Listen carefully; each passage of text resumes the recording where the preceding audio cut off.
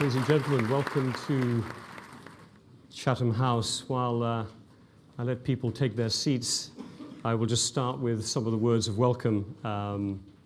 Excellencies, lords, ladies and gentlemen, and members of Chatham House, delighted to welcome you to this 2017 Chatham House Prize Award ceremony. We're delighted that so many of our members are able to be part of the event today. As I was explaining a few minutes ago, quite often our members don't have the opportunity always to participate and hear from the prize winner. But in this occasion, not least thanks to the timing and thanks to very much to President Santos's schedule, we've been able to fit in here both the presentation ceremony and also a conversation that will follow in a minute. So we're delighted to be able to welcome you here today to join us. And I would, right at the front, like to say a special word of thanks to the long-standing lead sponsor of the Chatham House Prize, Shell, which has supported the Chatham House Prize since its inception in 2005, and which has actually been a corporate member of Chatham House since 1929. So that puts things somewhat in perspective. And I think their support has really enabled us to do justice to this important occasion in the Institute's calendar, and I think an important moment in the calendar of international affairs as well. Now, let me just say formally that the Chatham House Prize is now in its 13th year.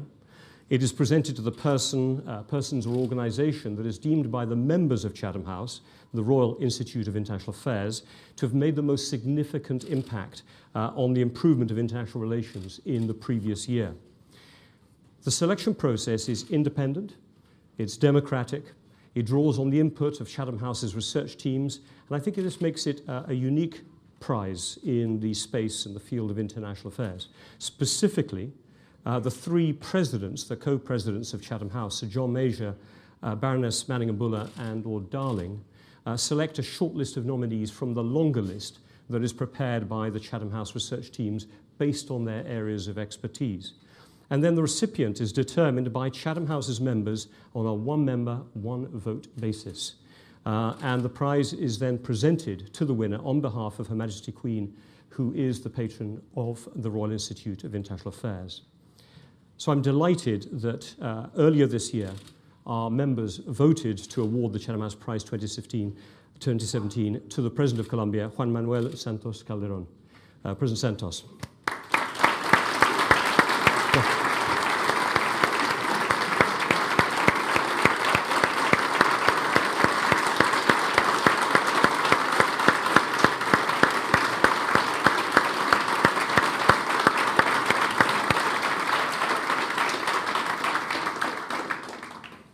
President Santos was awarded the prize in recognition of his role in negotiating and ratifying the peace agreement with the FARC rebel group and bringing an end to this devastating armed conflict in Colombia. In 2016, after 4 years of negotiations, President Santos led the Colombian government in ratifying a peace agreement with FARC. Now, as you all know here, success was by no means certain. After coming to a ceasefire and disarmament agreement in June, followed by a peace accord in September of that year, President Santos was forced to return to the drawing board with FARC negotiators after a referendum in early October rejected the initial deal. Now, President Santos persevered, drafting and signing a new deal, which incorporated a number of the changes suggested by opponents of the deal, and this deal was then ratified by the Colombian Congress on the 24th of November 2016, so almost exactly a year ago. This deal ended one of the world's longest-running armed conflicts, during which over 220,000 people were killed and some 6 million displaced. And it was a complex, sensitive, and intense process which required exceptional political diplomacy, perseverance. And ultimately, it was really the determination and commitment that President Santos brought, guiding the main parties and international partners to one of the biggest successes in brokering peace in modern history. Now, before I go further, what I'd like to do, because we will have an opportunity to hear from President Santos, I'd like to invite up Andrew Brown, who's Upstream Director and a member of the Executive Committee of Royal Dutch Shell, to say some words here in honor of the prize winner as the lead sponsor of the prize. Andy, if I can invite you up.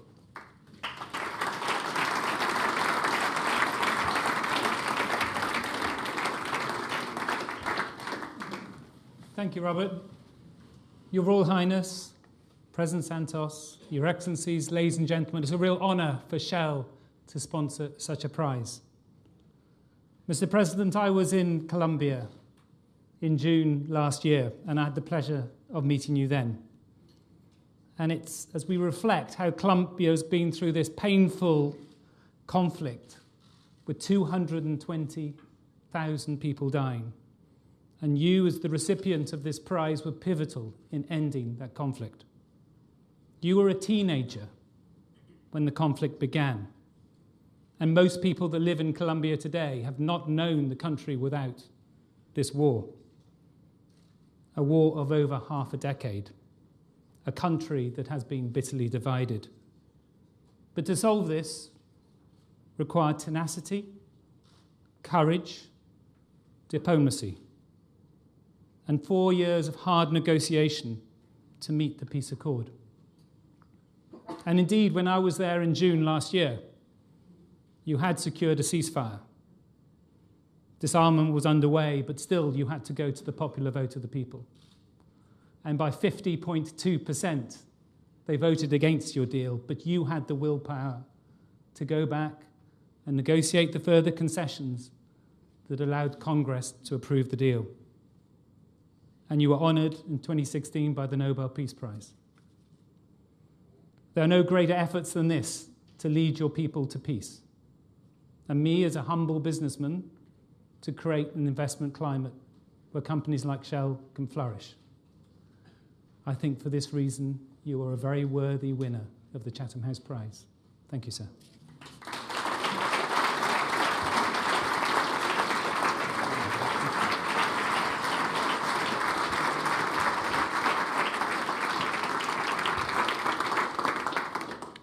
Andy, thank you very much for those words. It's now my great pleasure to welcome His Royal Highness the Duke of York, who's very graciously agreed to join us this evening to present the prize to President Santos on behalf of our patron, Her Majesty the Queen.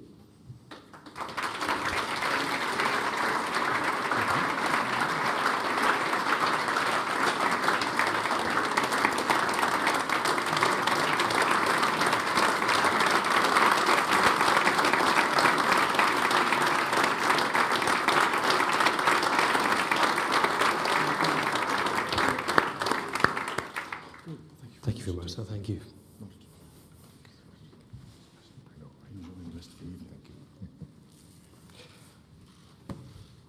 Put it here.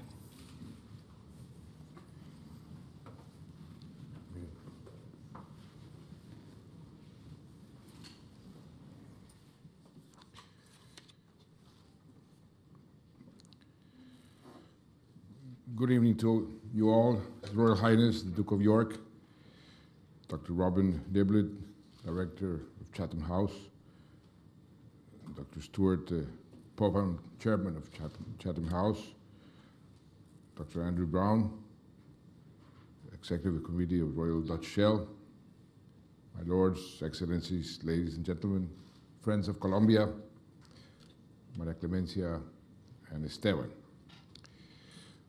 It is a great privilege to receive this honor from Prince Andrew, and thank you and thank Chatham House patron, the Queen. I have long admired this prestigious institution since I lived in London in the 70s. I spoke here as Defense Minister during the times of war, and now I come here to address you as a peacemaker. And it's really an honor to be with all of you this evening. Just a couple of days, last week, I watched an excellent movie called The Journey, which was based in real life events. It's a British movie. It tells a story that is very famous, this car ride that all of you are probably familiar with. Martin McGuinness, who the actor Paul Meany represented him. He he represented Mr. McGuinness, who was in Colombia in the year 2014, trying to stimulate the peace process, to encourage us. I later saw him right after my state visit a year ago in Belfast. And the other person in this voyage was Ian Paisley. He was played in the movie by Timothy Spall, and as you all know, he was the leader of the Democratic Unionist Party. It was quite an uncomfortable journey, but it's a journey that changed the course of history. And there were some exceptional scenes in the movie. I had it seen by other people and in a way chose the remarks that I thought were more relevant to what we were living and going through. I will simply name three lines. One says to the other, "You are being asked to betray your tribe, and I have been asked to betray mine." That's all. Second, this is our only opportunity to build something that will last. And one of the most realistic and remarkable phrases, "We are on the verge of something the world will applaud, but our own people will hate." I couldn't help but watch it through the lens of my own experience in seeking peace for Colombia. And that is exactly what has happened. The world is applauding, but many, not all, in Colombia are hating it. You probably saw some of the protesters just outside Chatham House today.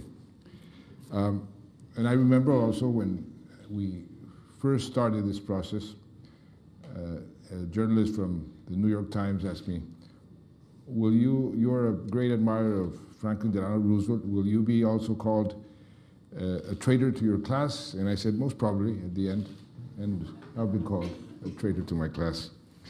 But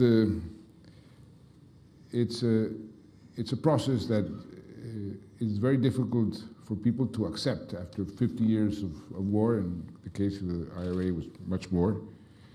And as they mentioned in this film, having an opportunity to build something that will last comes very rarely.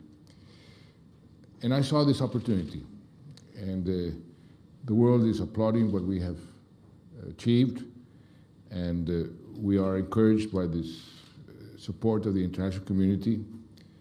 And I think one of the reasons that people are applauding this, and the international community and people in Colombia will eventually, most of them, accept that what we did was the correct thing to do. And also it's because it was a unique peace process, a unique solution. Why was it unique? It's the first time that a peace agreement is negotiated under the umbrella of the Statute of Rome, which was negotiated and approved precisely to finish armed conflicts. It's the first time that the victims of the conflict are put in the center of the solution, and their rights. This is something that gave the process a lot of legitimacy. We made a special effort to put in place a process for the truth to come out, because many of the victims, the only thing they want is the truth to come out. Where is my son? Where is my daughter? Why did you do this? We made a very special effort to negotiate a peace agreement that was consistent with international law and with our own constitution. And these two were sort of limits. We introduced something that will have, I am quite sure, a dramatic effect in a war that the world declared more than 45 years ago against the drug trafficking, and it's a war that has not been won after 45 years, declared by the world. In Colombia, still, the #1 exporter of cocaine to world markets, and this agreement will change that, at least for Colombia, and it's started to change. This is the first time an agreement tries to go after the root causes of the conflict. We negotiated a whole set of policies, especially with the rural development that addresses the roots of the conflict, where poverty and the problems was more concentrated, which was in the rural areas. We took special care to protect our democratic principles and our economic system. I told the FARC since the beginning, you are Marxist-Leninist, and I don't agree with your way of thinking, and I am not going to negotiate my economic system, my investors' policy, my tax policy, nothing of that sort. And something also very important, it's the first time that two parties in conflict negotiate a transitional justice system, or a justice system, and it's the first time also ever that the guerrilla gives up their arms and submits to a justice system. So it's quite a unique process, and we're now in the process of implementing it. How did we do it? What were the key aspects of this process? First of all, it's an effort of many people, and we try to learn from other experiences. We invested a long time in studying other processes, what worked, what did not work, what is applicable to our process, what is not applicable, and extract what was applicable, because something that is a very evident truth is that every conflict has its own conditions. You cannot simply copy one conflict and the other. They are always different. So we learned from other processes. I had a group of very hands-on, experienced people that knew a lot about negotiating. A negotiation of this sort had real practice, and they helped me tremendously since the very beginning. One of them is here with us, Jonathan Powell. Shlomo Ben-Ami, the former Foreign Affairs Minister from Israel, who was very important in the Camp David Agreement. As a matter of fact, they told me there was a great play in the theater about the Oslo Agreement. We must see it if we have time. And Joaquin Villalobos, who's now a professor at Oxford, he was a guerrilla commander, negotiator from the guerrilla side, and other people who helped me since the very beginning. That was extremely, extremely important.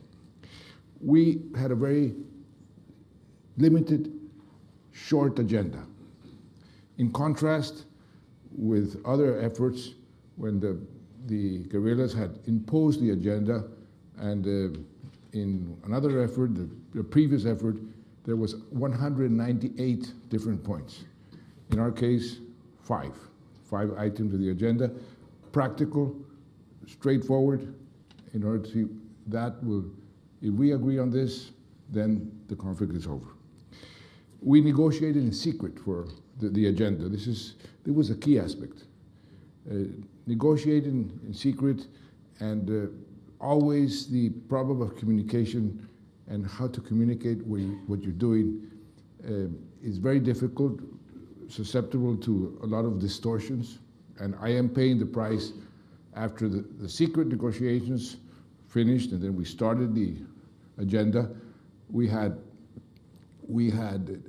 agreed with the FARC that we would not say how we are advancing until we had everything tied up, because we adopted the methodology that nothing is agreed until everything is agreed. However, they started to say, to put their positions in public. They will never disarm, they will never give up. The state had to abide by what they wanted. And so public opinion, in a way, forced me also to say some things that had to counterbalance their position. And of course, it's a negotiation. And so 5 years later, right now they're telling me, but you told us that, for example, they will never go to Parliament, to Congress, without being judged first. Well, that was the original position, negotiating position. Now we're discussing exactly that point. And so you are a victim of what you said 5 years ago in a negotiation. And that, to handle that was very difficult, but we're struggling through. It was very important to set some conditions since the beginning. For example, one of the spoilers in the previous efforts have always been the military. They did not want peace process because some of them thought that the budget for the military would be cut down, that they would simply become irrelevant, different reasons. So one of the things we did, I think was wise, was to bring in the military, and I brought them in telling them something that I remember General MacArthur told his soldiers at one time. The most interested person in peace should be the soldier, because he's the one who is exposing his life. And you should be the most interested. And that, in a way, became accepted. And that was a fundamental point, because the military became allies of the peace process. We had to change the correlation of forces that the guerrilla thought they had before. They thought they could win. We needed to create some conditions in order for them to be convinced that they would never win. We did that. We had something very important in any asymmetric war today. You need the support of the region. That's why I made peace with Chavez in Venezuela, with Correa in Ecuador. When I came into power, there was no diplomatic or trade relations with either of the two neighbors. We reestablished relations, and they became, in a way, partners in the process, and that was extremely, extremely important. And we decided to negotiate directly, no mediators. It depends on what type of conflict, but in this case, I think it was the right decision. We decided to go negotiate outside the country. We went to Cuba. It was isolated, it was an island. The Cubans helped, and the Cubans had some kind of leverage with the FARC, with the guerrillas. And we established some red lines since the very beginning, saying, these are the red lines. We will never trespass the red lines, and we never did. So we were quite clear since the very beginning of what we wanted. And as was mentioned here, I made the mistake of promising that I would put the peace agreement to a referendum.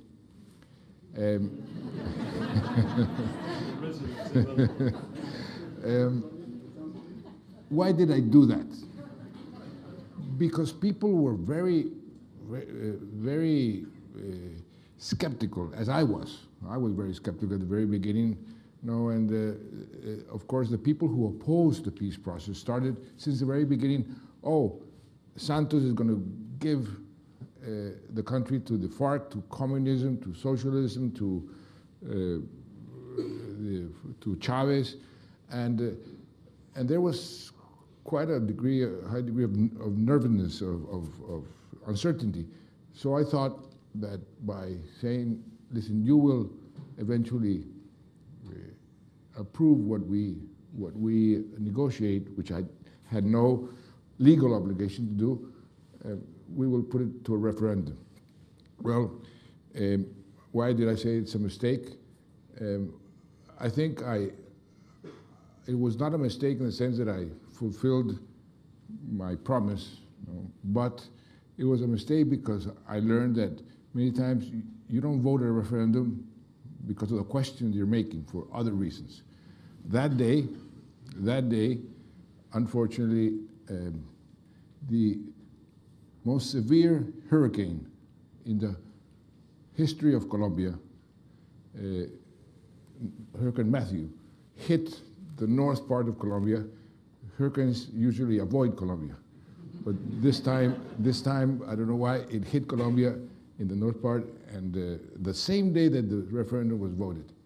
And that is the part of the country that supports me more than any other part of the country. So I had, God was not with me that day. Anyway, we lost after 6 years of negotiation, because it was really 6 years. 4 years of open negotiation and 2 years, a year and a half of secret negotiations. I said, and we have peace in our hand. This cannot be simply thrown to the garbage can. So I decided to renegotiate, taking into account many of the issues that the leaders of the no vote were raising. They all said they wanted peace, but they wanted a different peace. And we incorporated in the new agreement at least 90 or 95% of what they wanted. Some of them wanted some things that simply were impossible, because no agreement could be made, for example, if they did not accept that there was an internal conflict. But besides those basic absurd points that some of the people who opposed the agreement wanted, the rest was incorporated. Then I didn't want to risk again the referendum, so I went through the path that our Constitution contemplates for a peace process. You go to Congress. Congress, by an overwhelming majority, approved the new agreement. Then the Constitutional Court, which is another very important in our case and very severe filter, they said, we approve it, and that's how we started implementing the agreement. We're now in the process of constructing the peace, because we've said many times, the agreement is signed, this is first phase, then you have to construct the peace. And that is sometimes more difficult, because you have to change the hearts and minds of the people. Many of the people who simply hate the other part, you have to tell them you have to accept them. They were your enemies, but now you have to live together. That's what a peace process is all about. And so we're going through that process, which is more difficult even than making war. Making war is relatively easy. You have a very vertical leadership. The bad guys over there, the good guys are here. Rally the good guys, and then let's go kill the bad guys. That's a simple leadership. Leading a peace process needs to go into the hearts and minds of the people, convince them to change their hate for compassion, to forgive, and that is more difficult. But we have to persevere. We have to continue. People are slowly, or at least the ones who are against the peace process, are slowly accepting that the country is changing, that now we have tremendous opportunities. We still have a lot of resistance for political reasons also. We're on the verge of elections, and now at this very moment we are discussing if the FARC should, or some of the people are discussing, because this is something that was agreed, if the FARC can go into Congress or not. I mean, if they cannot go, then why did they give up their arms? So, and there's a commitment, and the state is, the word of the state is committed. So we have to convince many people that this is the best way. There's never a perfect peace agreement. Peace agreement is by definition imperfect. It's where you draw the line between peace and justice. Always there will be some people from one side who are discontent and other people from the other side who are discontent. This is, by definition, what happens in any peace process. But I think we are going in the right direction. We are starting to build this peace in Colombia. And finally, I must say that you here in Great Britain have been tremendous partners since the very beginning, very helpful, supporting the process. The UK was pen holders in the Security Council for the different resolutions that were passed in support of the peace process. The United Nations served as the guarantor of the DDR, disarmament, and the reintegration.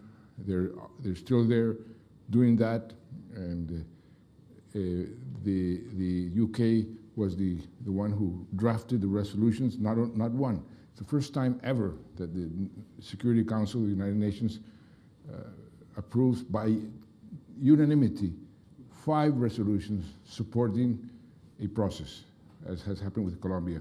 And in those 5 resolutions, the UK had a fundamental role, but not only there.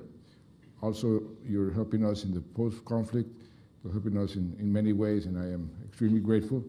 So I am not only grateful for your help, but I'm also very grateful for this honor that you have given me at the Chatham House. Thank you very much.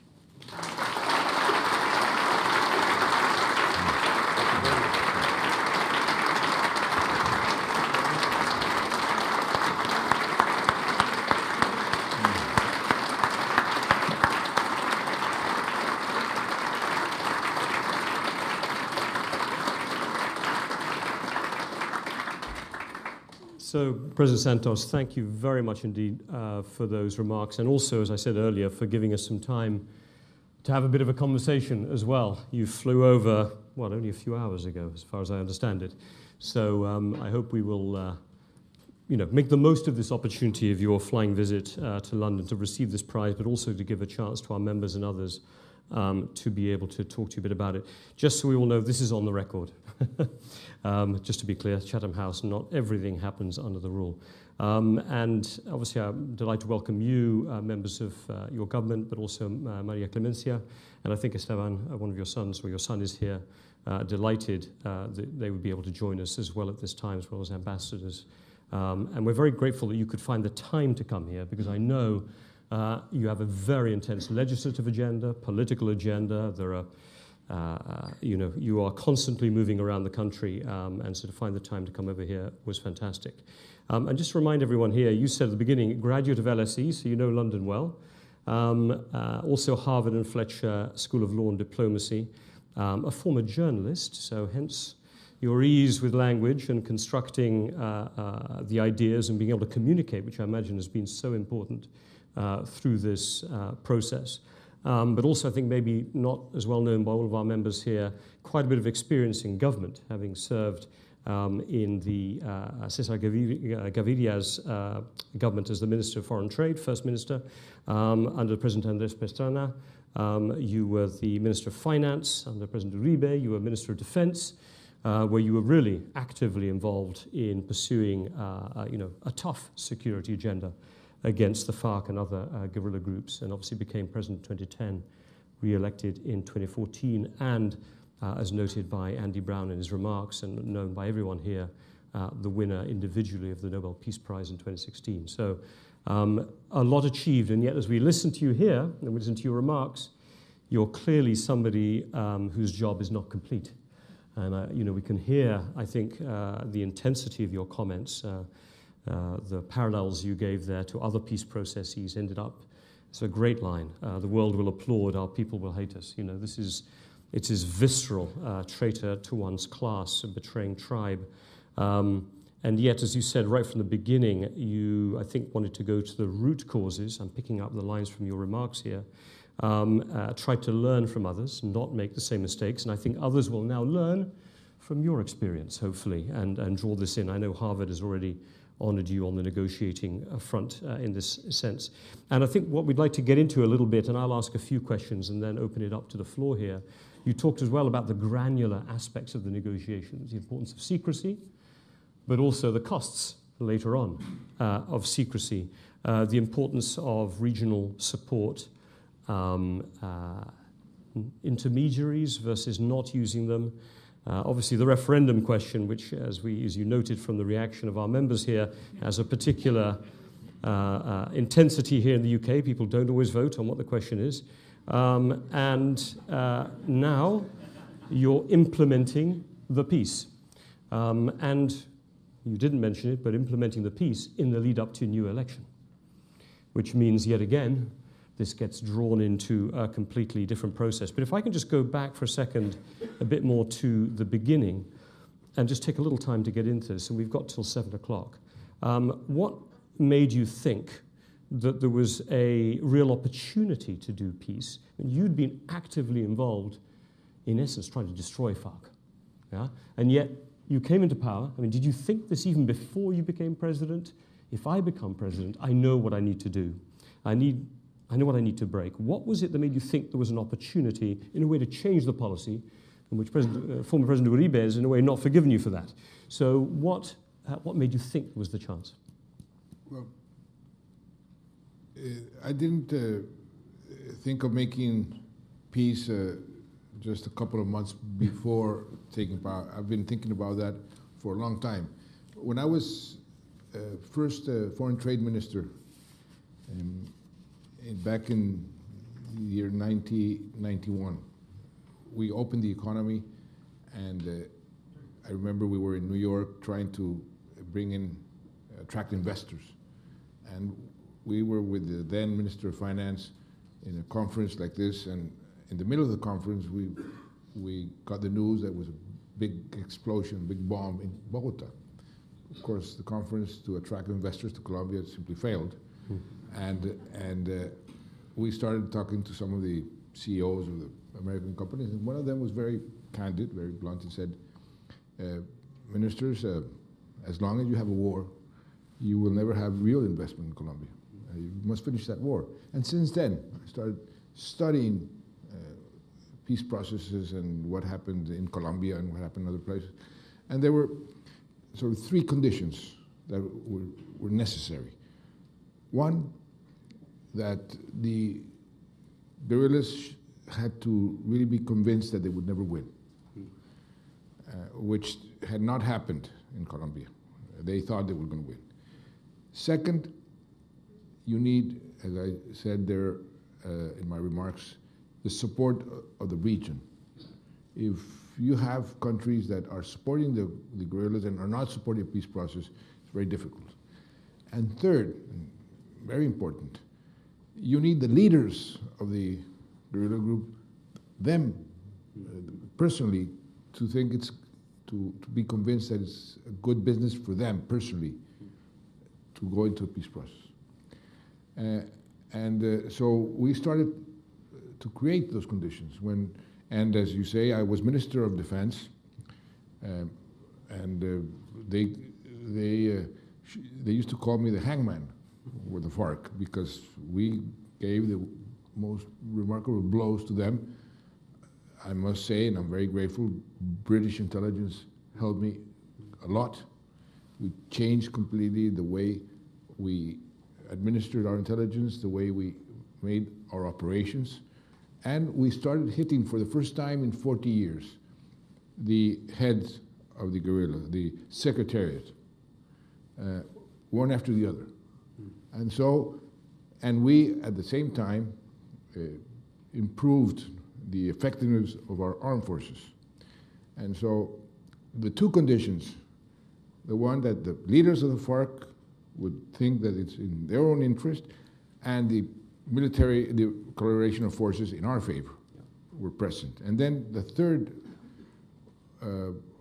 third condition was, when I came into power, I had a very bad relation with Mr. Chavez. Very bad is very bad. And we used to call each other all kinds of names.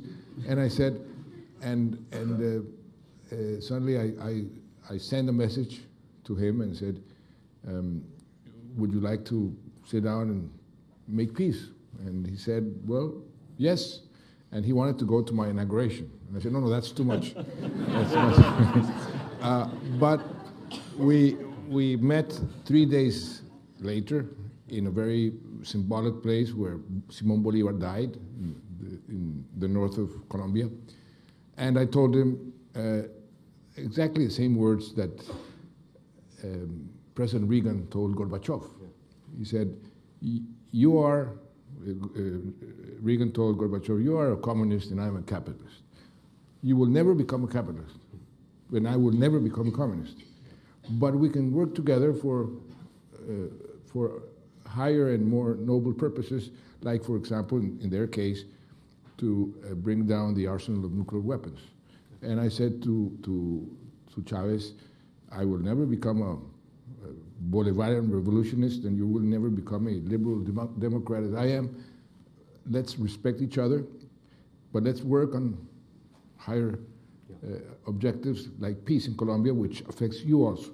And he said, yes, and he helped me a lot.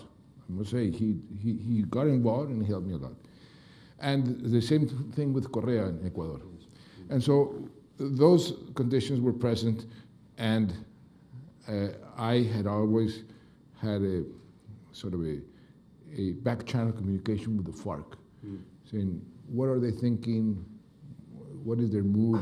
And I got a message, they would be ready to negotiate. But I was very skeptical, and that's why we started at secret negotiations. They had always been very, they had never respected the rules of the game, in the sense of they always filtered any secret attempt to talk to them. In this case, that became for me one of the ways to measure their real commitment. But the real measure was when we started the negotiation, and I told them, we will use the Rabin doctrine. The Rabin doctrine is when he said to Arafat, you and I will negotiate as if there is no war, but I will fight terrorism as if there is no negotiation. And I told the FARC exactly the same. And one day, my military, the commander of the armed forces, called me and said, we have the number one of the FARC. We have him located. Should I go through with the operation or not? That was a very, very difficult decision. And I said, there are some rules of the game. If I don't abide by those rules, even my own military are going to start doubting on my real commitment. It was a very difficult decision, but I said, go ahead. Try to capture him. Right. Try to capture him. I know it was almost impossible. He would never give up. And so he was killed. But that was, in a way, a very difficult decision, but I thought that the peace agreement would collapse, and it didn't. So then I had the real proof that they were serious this time. And then on the trust issue, I mean, you've touched on secrecy, you've touched on the regional context, but having demonstrated your willingness to defeat them, there must have, I mean, now with hindsight, they know you were truthful, you were honest, but they must have believed, at the beginning at least, that this is a trap, this is another way of defeating them, draw them out, weaken their resolve. How were you able to convince them that you were truthful? That's a very, very good question. I think it's in both ways a series of events. Many times that they wanted me to do this or do that, or to prove this or to prove that, and I delivered, and we delivered. Building trust among the two sides is extremely important, and I'll tell you something that is an anecdote that after many years of negotiation, my negotiators had not sat down with them in a social environment. They had not gone out for dinner and said, let's have a bottle of wine or whiskey or whatever. No, they were very, very formal. And my Minister of Foreign Affairs, a woman, very, very perceptive, said, we have to break the ice here. And I told her, yeah, you go to Havana and break the ice. And she went and she invited a couple of the leaders, let's go for dinner. And those type of gestures had tremendous importance because they were confidence builders. Yeah. But it is a process.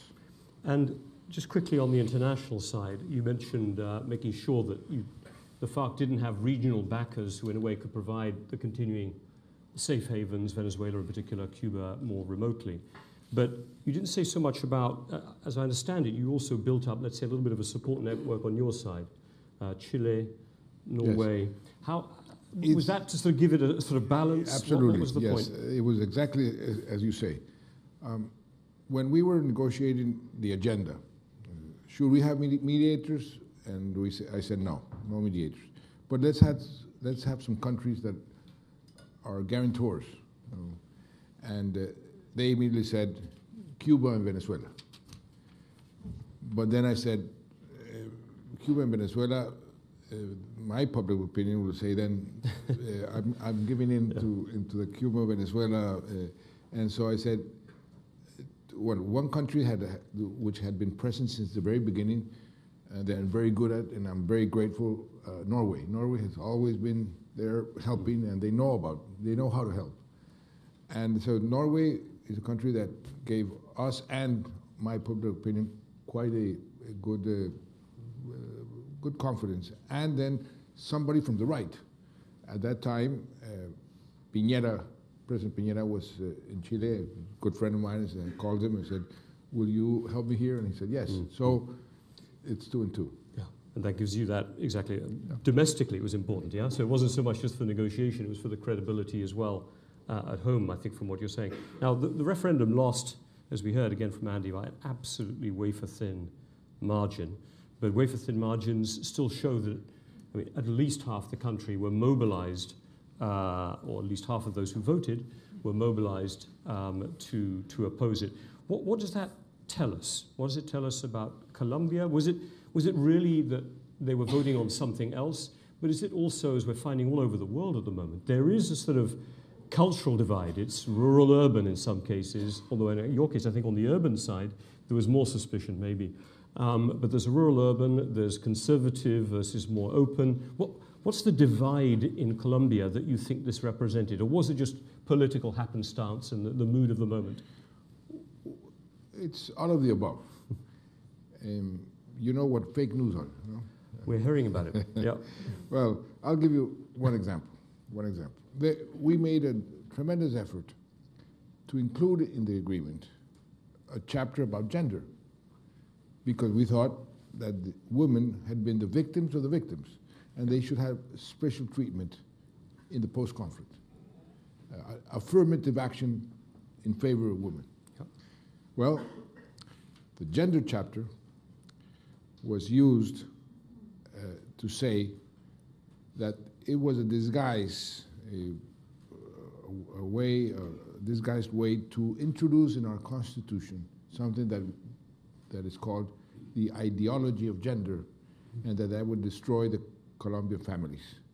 The ideology of gender, I learned after that, it's a theory whereby you're not born a boy or a girl. You are made through life. Of course, any church is absolutely against that. So when I realized many of the priests were in the pulpits saying, vote no because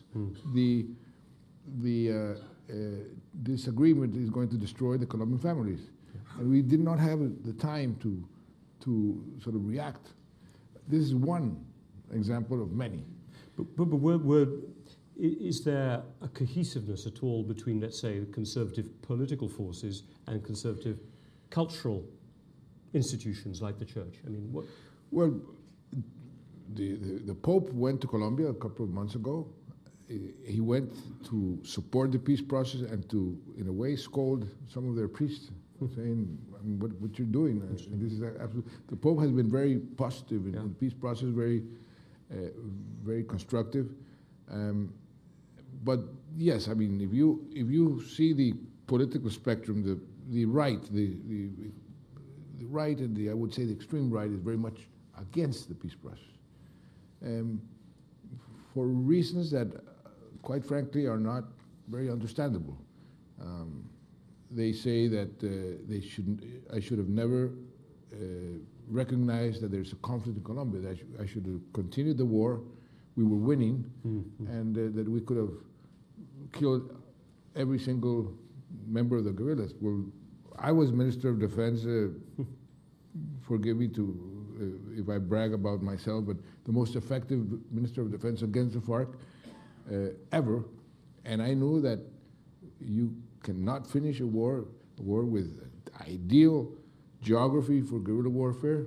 We had the drugs, which is the main source of finance. They could live forever there, and that would take 20, 30, or 40 more years.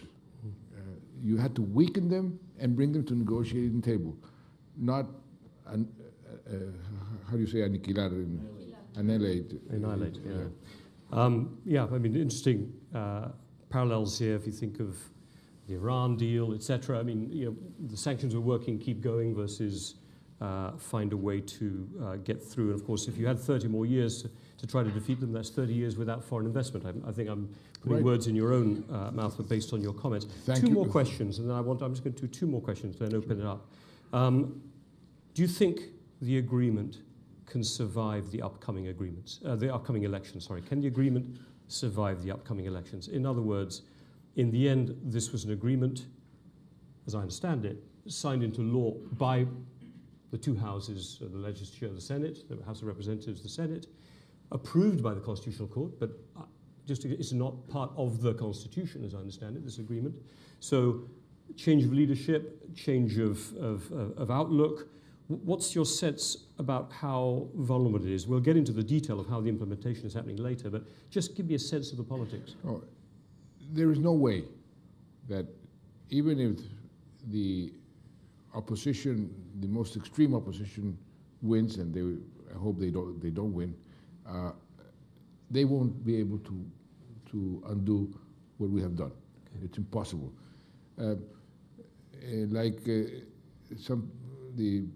The Assistant Secretary General of the United Nations said, the FARC has given up their arms. Yeah. The arms are destroyed. Right now they're in a place where they're going to be melted in order to construct monuments to peace. How can you undo this? Yeah. Yeah. And legally, we have a constitutional sort of guarantee that this cannot be undone. The Constitutional Court, when they accepted the agreement and transitional justice as part of that agreement, they said, for the next 12 years, there can be no law in Colombia that goes against the peace agreement. And that is unchangeable right now. So legally, it's very difficult. I would say practically, it's impossible. Yeah. And politically, people will simply say it's absurd to have the FARC go back to the mountains. Yeah. This is something that nobody works. So the alternative, thinking of other examples at the moment, the alternative is to let the deal atrophy, to fall apart. Lack of money, not following through on rural reform. There were a number of implementation components. So if, let's say, the deal can't be undone, it can perhaps be allowed to become so weak that the reasons why the FARC guerrilla movement was there in the first place, and potentially people are so disappointed they leave and create a new one, and we're back to the past. But so are you worried about the implementation in that case being so weak in the future that it doesn't work? Maybe what you just said, if you simply cut the budget on the social programs, but what we said since the beginning, we're not doing this because of the FARC. we're doing it because the country needs it.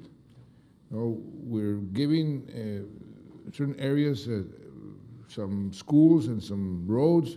It's because they need them. It's not because the FARC is obliging us to do it. Yeah. So it's part of our normal development.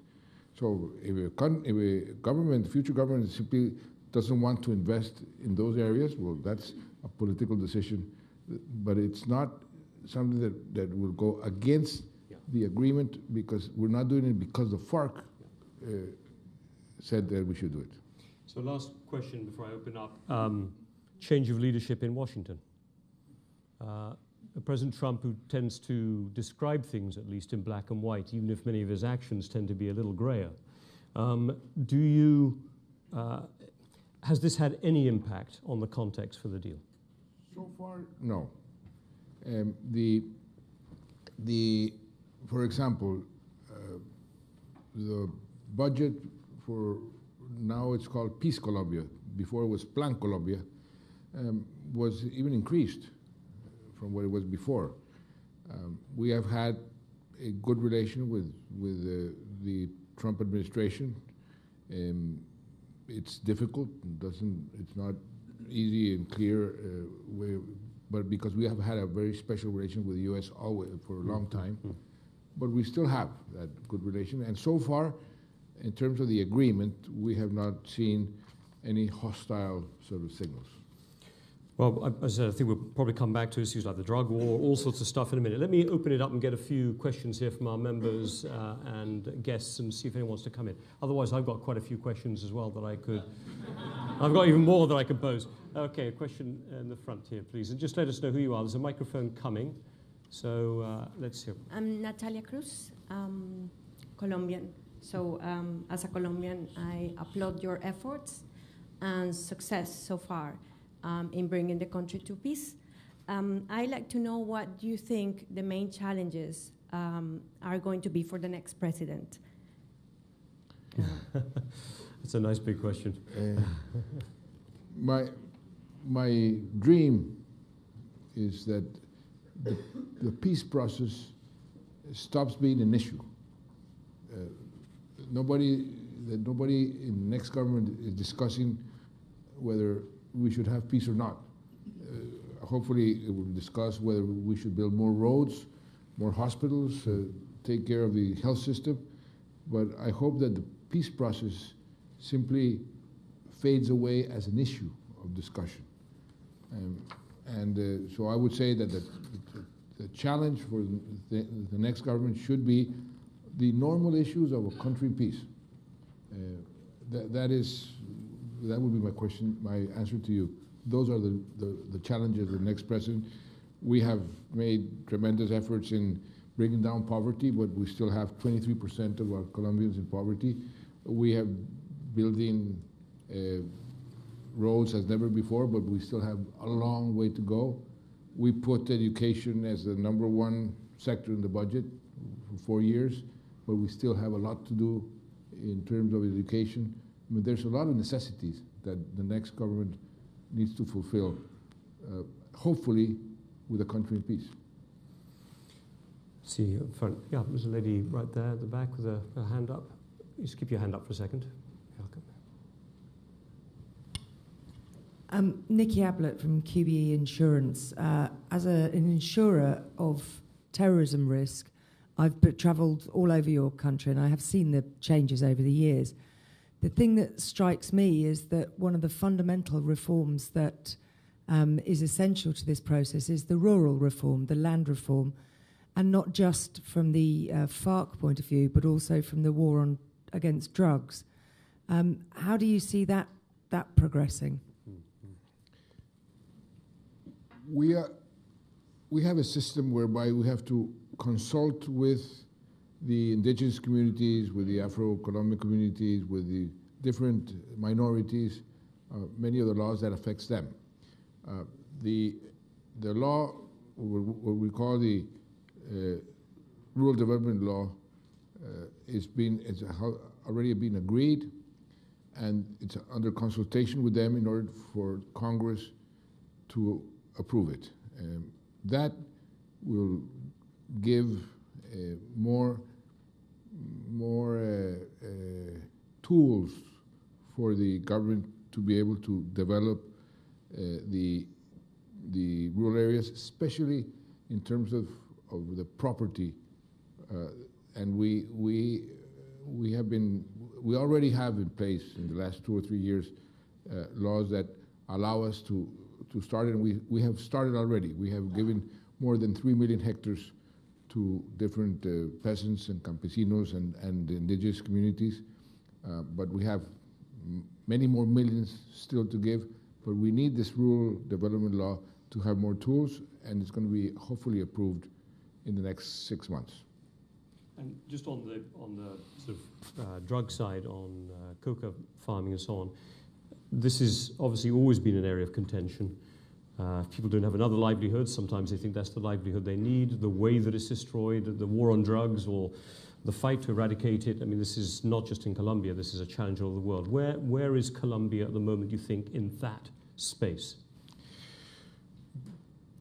Colombia has been the country that has made the highest or the most important sacrifice in the war on drugs.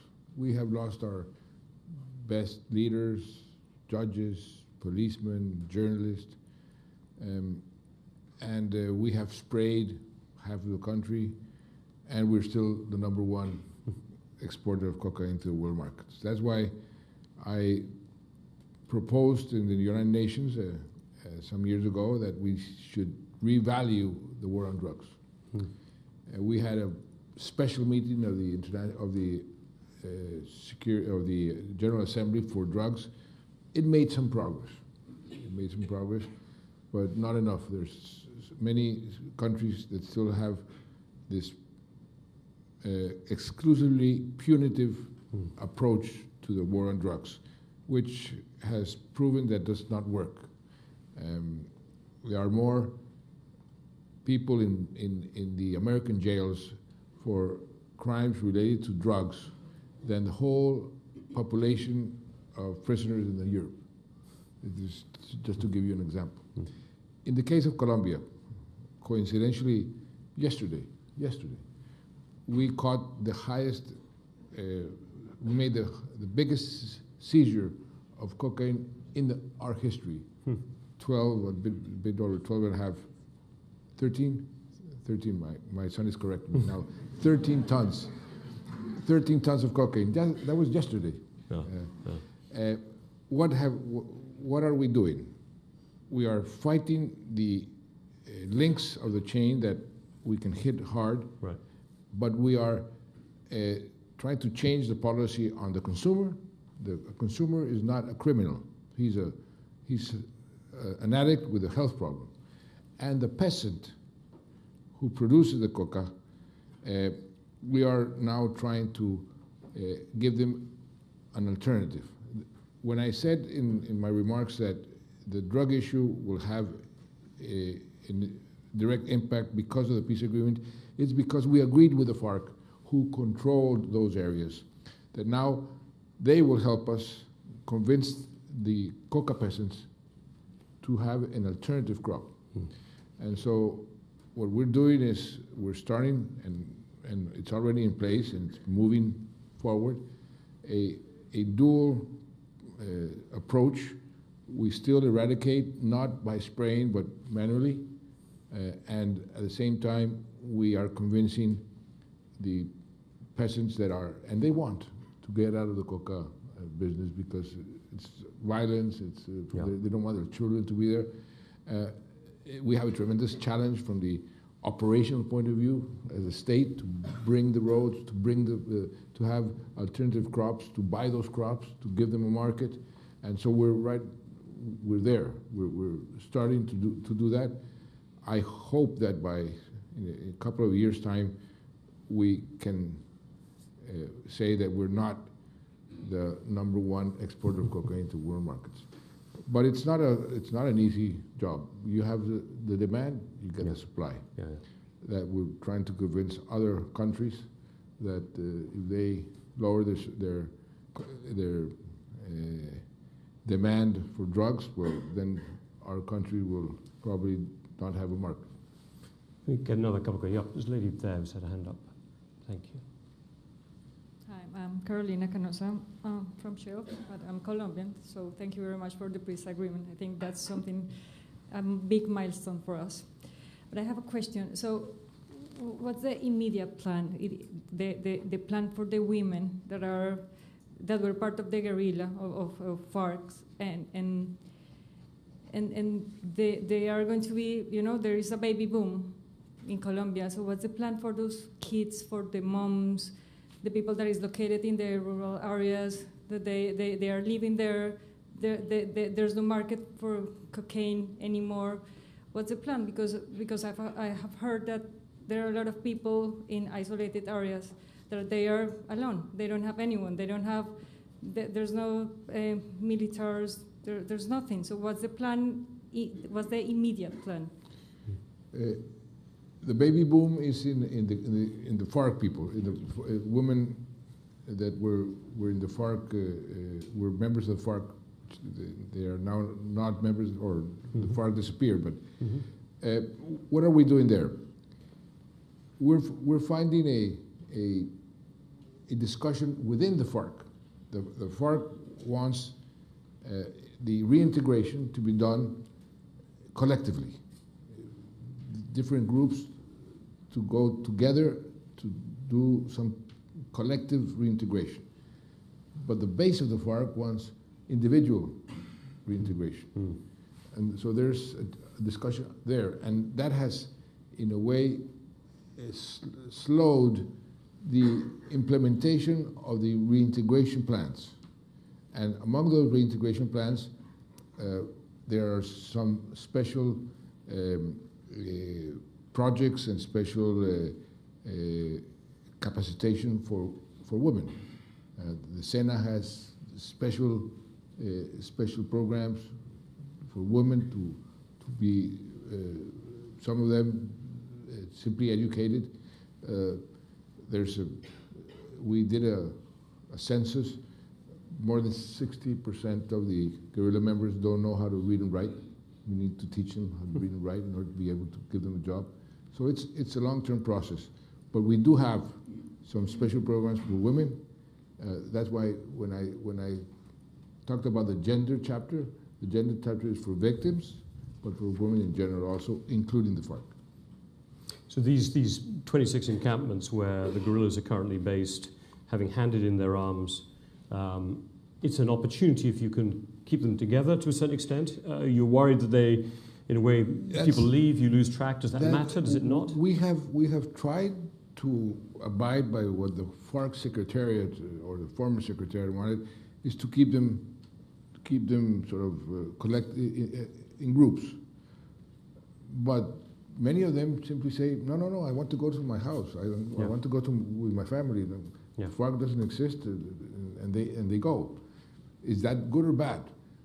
We are now finding, and this is something that we have been proving in the last 3 or 4 weeks, that many of them are asking to be individually capacitated, but in the places where their families are, rather than there.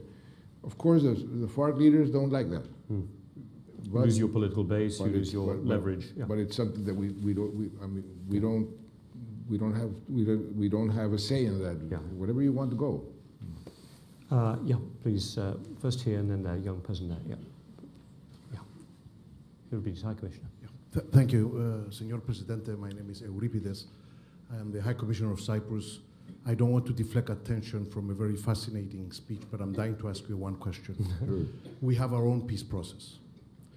And it's with fascination and a great admiration that we think of you and Colombia and your courage and your acumen and the whole orchestration of the final result, even though there are so many bumps in the road. Question. You quoted Reagan. He also said trust but verify.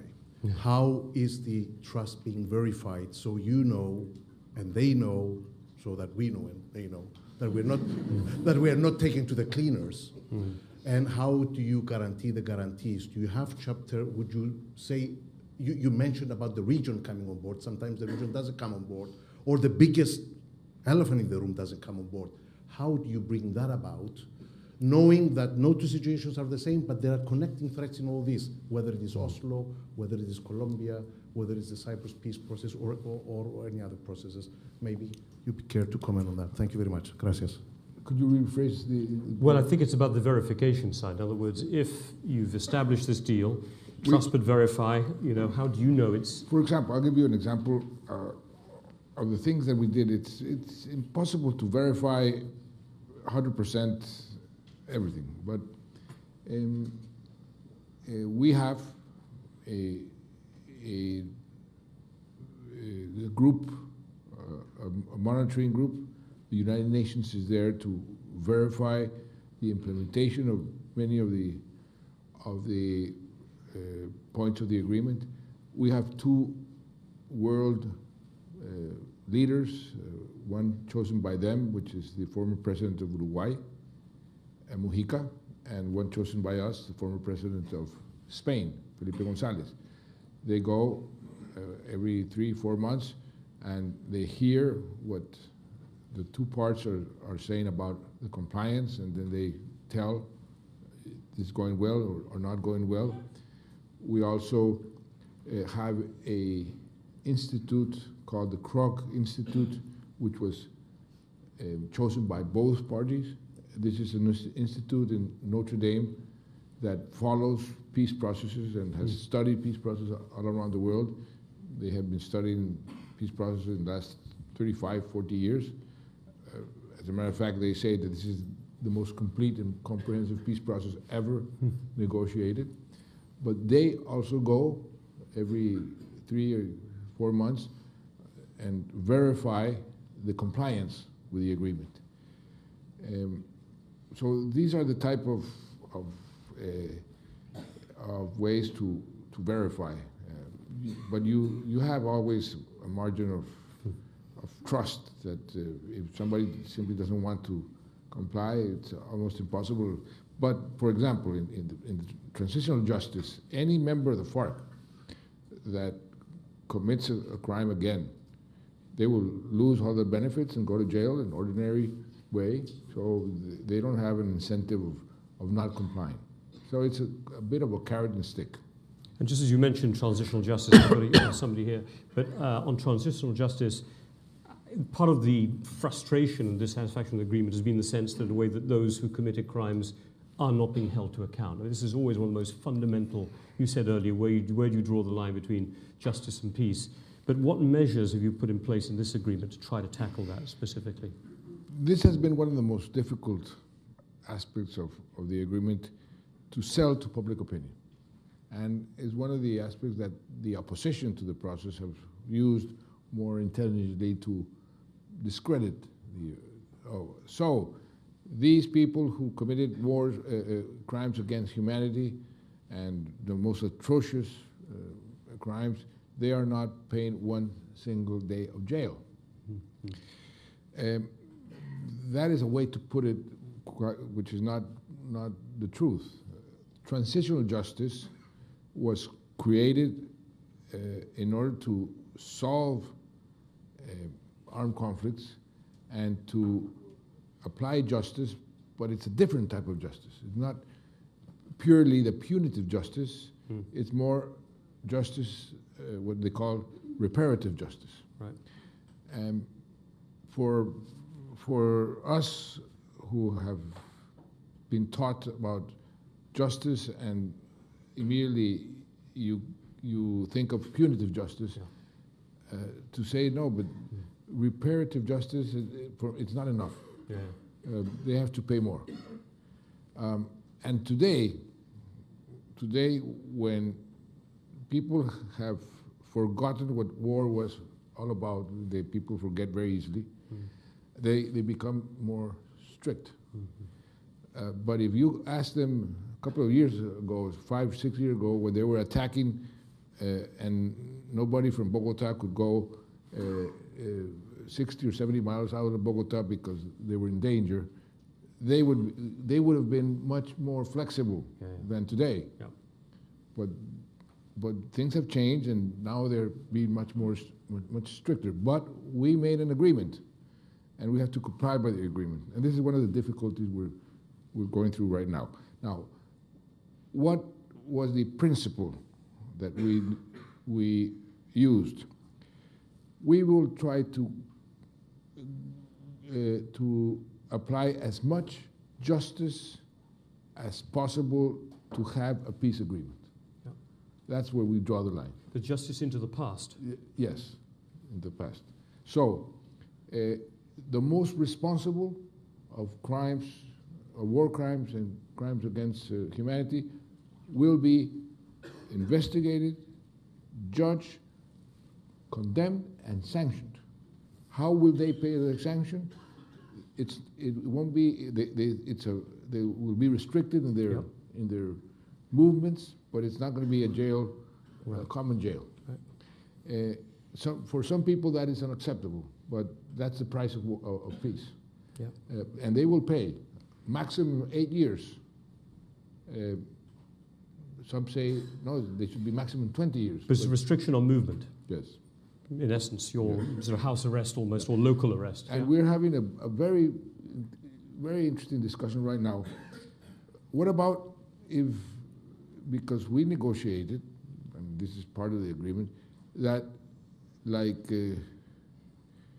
Martin McGuinness went from the IRA to become deputy prime minister. Yep. Well, they want to become members of Congress. But what happens if the transitional justice finds them guilty? Yeah, they have to share the time. Part in jail, part in Congress. Wow. Some people might think about that for existing sitting politicians. But right. Yeah, young person here. Yep. Hi, Marco Soproniuk, Oxford University graduate student. Thank you for being with us for the Chatham House Prize. Just like you were inspired by the Good Friday Agreement, millions will be inspired by you, so thank you. But my question is about another prize you won, the Nobel Peace Prize. You arguably are one of the few people who have won the prize for actually achieving something. Sometimes it's very aspirational. It has a great tradition going back to Woodrow Wilson, to Barack Obama, all the way to the campaign for nuclear non-proliferation this year. It oftentimes goes to people who try to make peace but fail. Do you think that's counterproductive? Would you support aspirational peace prizes in future? Thank you. Well, I will tell you, in my case, it came like a gift from God, because I hadn't been able to strike the deal before yet, and they gave me the peace prize, and that was a tremendous stimulus to follow through. I think it was very important at that time. I had not been able to finish, and the Nobel Committee said, "We're giving you the prize because the way you tried, not because you were successful or not." Yeah. So, and I think that is a good reason. Certainly. But I'm not the one who has to say that. This gentleman here, I'm going to focus on the members of Chatham House if I can here. Yeah. Max Traeger, Chatham House member.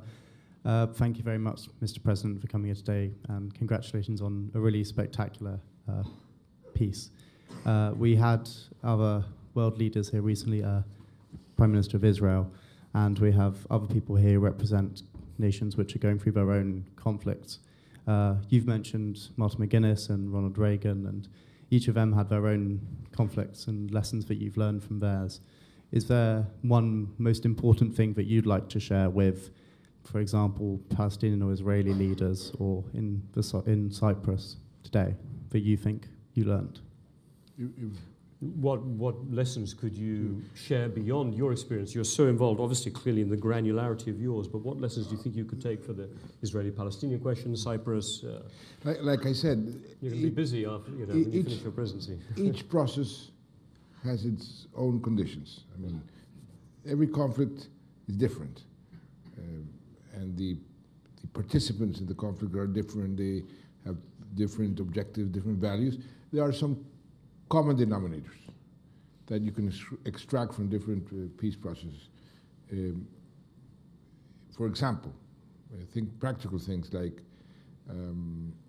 it's important to shorten the time between the moment you sign an agreement and the moment you start to implement it. Yep. Because many peace agreements have failed because there's such a long time, and that is a very critical time when the confidence starts to dissolve. So that is one sort of a hard known truth that you can extract from. And I believe that in our process, the way we negotiated transitional justice could be used for other peace processes. Quite frankly, I think we have a good equilibrium. Even the way the judges are chosen was a very, what did we do? We chose 5 institutions to nominate 5 persons who would then go and choose the members of the tribunal. These institutions were United Nations, the European Court for Human Rights, the International Institution for Transitional Justice, our own Supreme Court, Colombian Supreme Court, and the public universities. Those were the 5 institutions that chose 5 persons who then went into a process of nominating 51 judges. That's already made. That is, for example, many of the lawyers and discussions of how to choose courts and choose judges. They said this is an ideal way. Why did we do that? Because it's the first time also that the justice was negotiated by 2 parts, not imposed by a third party. Right. Usually you go to Bosnia or to whatever, a third party, could be United Nations or superpower, comes and imposes the justice system. No, this was created by both parties. I think this is a good precedent. If that is possible, and it depends on the conditions of the conflict. Yeah, and people talk about the importance of being able to strike peace deals, as you said, amongst the parties rather than having imposed. We're coming to the end of time, and you've given a lot of time talking here, and it's intense, having just flown in. So I want to just pose one last question to you, which is about your context. Venezuela is not the Venezuela it was. And are you worried about the regional context somehow spilling into Colombia? You're so focused on the implementation. We've heard a huge amount of the very detailed steps that have been taken, some successfully, some in a more difficult way, but there are still killings going on in rural areas, although, as I understand it, there's a ceasefire agreement now with the National Liberation Army. Can it be sustained? It's still you mentioned the drug trade still being very active.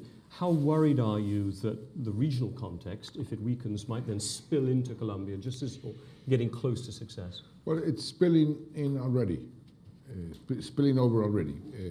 We are receiving every day people from Venezuela who are seeking just a better way of life. This is creating a tremendous strain on our health system, our education system. I took the decision that we have to be generous. We're not going to close the borders, and we have to, in a way, adapt to this situation, which is unfortunately getting worse and worse. If you ask me what nightmares do I have, my worst nightmare is Venezuela. Really? Yeah. In the sense that if there is an implosion there, it's not going to be 500,000 people coming over as they have already, but it could be millions. And that would be a tremendous problem for the peace process and for Colombia in general. So that's why we have been so interested in trying to find a peaceful, hopefully democratic solution to the Venezuelan problem. We have failed. Unfortunately, things are getting worse in every respect there, worse economically and worse politically. And but there is a saying in Spanish, I will say it in Spanish, no hay mal que dure 100 años, ni cuerpo que lo resista.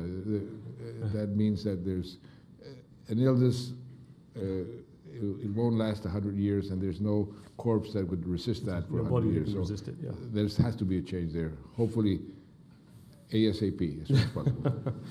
Look, and I apologize for the questions I wasn't able to get to, but it's 7 o'clock, and you've really given a huge amount of your time and answered a lot of questions in a lot of detail. And I think one of the things I've taken away from your presentation is this idea that you said, you know, fighting is easy, war is easy, it's vertical, command, good, bad. It plays to the tribal instincts that we have as humans still today. But peace almost cuts against the grain. And the way you've described the levels at which this peace deal is having to be not just conceived, designed, but now implemented, national, international, local, social, economic, justice, one can see the complexity that was involved here. And while obviously we're delighted for you, the Nobel Peace Prize, as you said, gave you in 2016, gave you that kind of drive for completion. I hope that the choice of the members of Chatham House to give you this prize in 2017 will help give you the drive to continue on the delivery, which is obviously so important. And obviously I'm delighted our members made this choice. President Santos, thank you for giving us so much time. Please stay in your seats so we can let you step out and get upstairs without more ado. But while staying in your seats, please thank very strongly the winner of the 2017 Chatham House Prize.